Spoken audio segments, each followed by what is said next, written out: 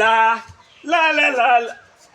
এ কি দিদি, তুমি এখানে মুখ গোমড়া করে বসে আছো? বলি মন খারাপ নাকি? ও কিছু না। তুই কেমন আছিস বল? আমি তো খুব ভালো আছি, তুমি কেমন আছো তাই বলো। আর আমি আগে তো চুড়িদার সালোয়ার ফ্রকেদের সাথে কম্পিটিশন ছিল, এখন আবার তুই। তাতে কি হয়েছে? কি হয়েছে বুঝতে পারছিস না? এখন তো পুজো, বিয়ে, বৌভাত বা বড় কোনো অনুষ্ঠান ছাড়া আমাকে কেউ মনেই রাখে না। এটা তুমি ঠিক বলেছো দিদি, এখন তো চারিদিকে শুধু আমি আর আমি। মেয়ে, বউ, বয়স্ক মহিলা, এমনকি হসপিটালের রুগী পর্যন্ত সবাই তো আমাকেই গায়ে দেয়। অথচ একটা সময় ছিল যখন মহিলারা আমাকে ছাড়া অন্য কোনো পোশাক ভাবতেই পারত না। আর আজ সময়ের পরিবর্তনের সাথে সাথে আমার ব্যবহার কমতে শুরু করেছে। হ্যাঁ, তোমার ব্যবহার কমতে শুরু করেছে আর আমার ব্যবহার বাড়তে শুরু করেছে। আর আমাকে মডিফাই করতে করতে এমন সুন্দর ডিজাইন করছে, মনে হয় আর কয়েকদিন পরে আমাকে গায়ে দিয়ে সবাই বিয়ে বাড়িতেও যাবে। থাম থাম, বেশি বকছি না তো।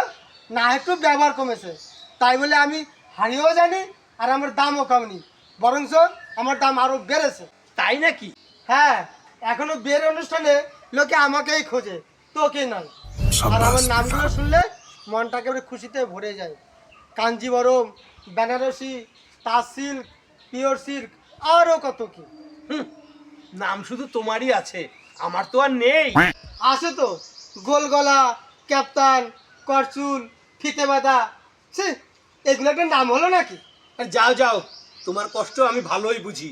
আসলে তোমার তো সেই পুরনো কতগুলো নাম, আর আমার আমার নতুন নতুন ডিজাইন হচ্ছে, নতুন নতুন নামকরণ হচ্ছে। আর এখন অনেক ঘরোয়া অনুষ্ঠানে লোকে তোমার পাশাপাশি আমাকেও উপহার হিসেবে নিয়ে যাচ্ছে। আরে থাম, মুখে যাই বলিস না কেন, আসলে তুই হচ্ছিস বিদেশি পোশাকের ভারতীয় সংস্করণ, আর আমি আমি হচ্ছি ভারতীয় ঐতিহ্য। এটা তুমি ঠিক বলেছো দিদি, তবে এসে যখন পড়েছি ফেলে তো আর দিতে পারবে না। আর আমিও না তোমাদের খুব ভালোবেসে ফেলেছি, আমিও না তোমাদের ছেড়ে কোথাও যাব না। আমি বলি কি দিদি, এসো না, আমরা সব দুঃখ কষ্ট ভুলে গিয়ে নতুন করে পথ চলা শুরু করি। তুই ঠিক বলেছিস বোন, চল হিংসা বিদ্বেষ ভুলে গিয়ে আমরা নতুন করে পথ চলা শুরু করি।